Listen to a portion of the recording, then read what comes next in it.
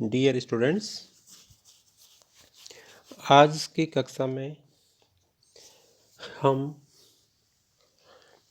Budget के संबंध में देखेंगे।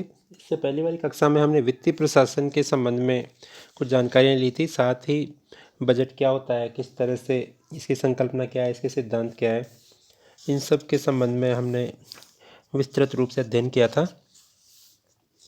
आज हम पर्टिकुलर देखते हैं कि बजट की प्रक्रिया कैसे है। ये अक्सर एग्ज़ाम में भी आता रहता है और ये अत्यंत महत्वपूर्ण भी है।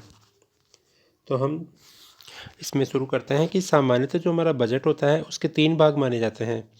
प्रथम बजट का निर्माण, दूसरा बजट को स्वीकृति तथा तीसरा बजट का क्रियान्वयन।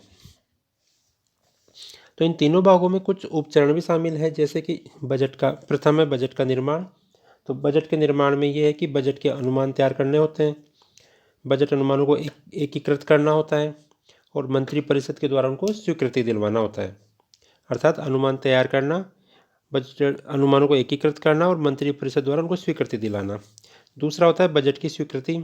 बजट की स्वीकृति में है बजट को विधानमंडल में प्रस्तुतिकरण किया जाना, बजट में सामान्य चर्चा, अनुदान मांगों पर मतदान, फिर मतदान, लेखानुदान, विनियोग विधेयक, वित्त विधेयक। तीसरा जो इसका चरण है वो है बजट का क्रियान्वयन। क्रियान्वयन के संदर्भ में ये है कि वित्तीय साधनों का एकत्रीकरण, एकत्रित कोष का संरक्षण एवं वितरण तथा लेखाओं का संधारण।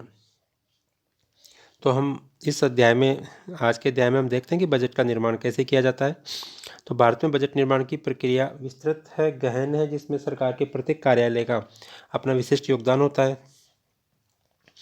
सबसे पहले बजट के अनुमान तैयार किए जाते हैं। तो भारत में वित्तीय वर्ष 1 अप्रैल की शुरुआत के 7 से 8 माह पूर्व ही बजट अनुमानों की तैयारी शुरू हो जाती है।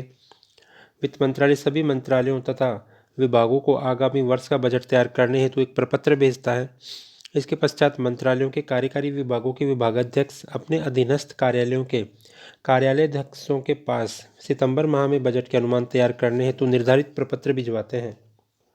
प्रत्येक कार्यालय की लेखा शाखा बजट मैनुअल में दिए गए नियमों के अनुसार अपनी अपनी इकाई के आय व आंकड़े एकत्र कर प्रपत्रों में प्रस्तुत करती है।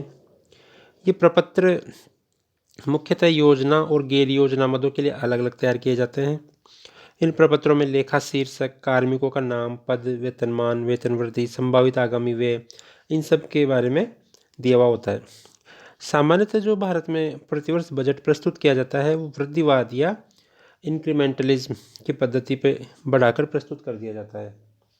अर्थात पिछले साल जो खर्चा हुआ था किसी मद पे, मद वैसे की वैसे रख दी जाती है तथा उसी में कुछ खर्चा और ऐड करके रख दिया जाता है।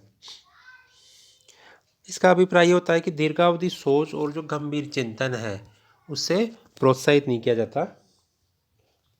तो विभागाध्यक्ष जो आंकड़े होते हैं उनको प्रस्तुत करने का उनका तरीका ये होता है कि वो विनियोग के शीर्षक और उपशीर्षक, गत वर्ष की जो वास्तविक आय और व्यय, वर्तमान वर्ष के स्वीकृत अनुमान, तो इसी तरह से ये संशोधित अनुमान, आगामी बजट का अनुमान, इस तरह के विवरण सामान्यतः उसमें दिए जाते हैं। बजट के अनुमान तैयार करने के पश्चात जो बजट के अनुमान हैं उनको एकीकृत किया जाता है, एस्टिमेट्स को। सभी प्रशासनिक विभागों से प्राप्त बजट अनुमानों का वित्त मंत्रालय सूक्ष्मता से परीक्षण करता है। इस संबंध में महालेखाकार कार्यालय से भी सहायता प्राप्त की जाती है। नवंबर माह में वित्त मंत्रालय प्रत्येक विभाग के अनुमानों के परीक्षण के समय मुख्यतः मितव्ययता, सरकार की नीति, नियमों तथा कार्यकुशलता को ध्यान में रखता है। सभी विभागों के बजट अनुमानों को सामान्यतः 3 भागों में विभक्त कर लिया जाता है, जैसे कि स्थायी प्रभार जो व्यय में होते हैं। इसके अंतर्गत संवेतन, भत्ते, कार्यालय व्यय तथा संस्थापना इत्यादि स्थायी व्यय सम्मिलित किए जाते हैं।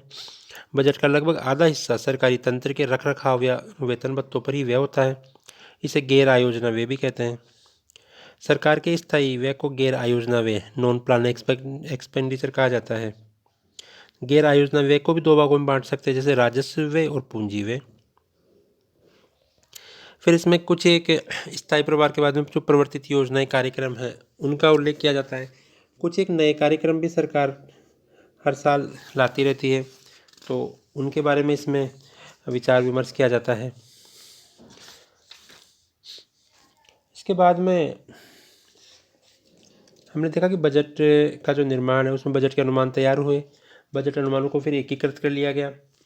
उस संबंध में कुछ एक ऐसे सवाल भी होते हैं कि क्या इस तरह का खर्चा किया जाना आवश्यक है, क्या इसके लिए व्यवस्था और कहीं से हो सकती है धन की, या इसके लिए धन कहाँ से आएगा, आदि आदि कुछ एक जो रूटीन की चीज़ें होती हैं। इसके बाद में इसको मंत्रिपरिषद के द्वारा स्वीकृति, बजट के निर्माण को मंत्रिपरिषद कैबिनेट के द्वारा स्वीकृति दी जाती है। वित्त मंत्रालय द्वारा तैयार बजट अनुमानों के प्रत्येक भाग एवं मद पर मंत्रिपरिषद में चर्चा होती है। वित्त मंत्री चूंकि बजट निर्माण प्रक्रिया में संलग्न रह चुके होते हैं, अतः वह प्रत्येक बिंदु पर अपनी टिप्पणी भी प्रस्तुत करते हैं। सत्तारूढ़ राजनीतिक दल अपनी नीतियों, कार्यक्रमों, पंचवर्षीय योजनाओं तथा जन समस्याओं के अनुरूप बजट के आय व्यय अनुमानों तथा नए कार्यक्रमों को वर्णित करते हैं।